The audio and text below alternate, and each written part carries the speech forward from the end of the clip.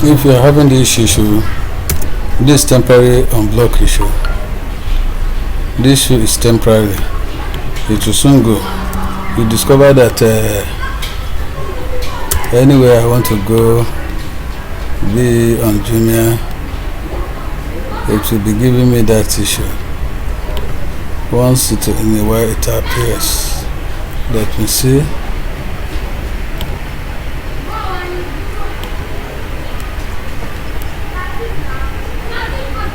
So please unblock the challenges. That's where to proceed. So you just wait for some time.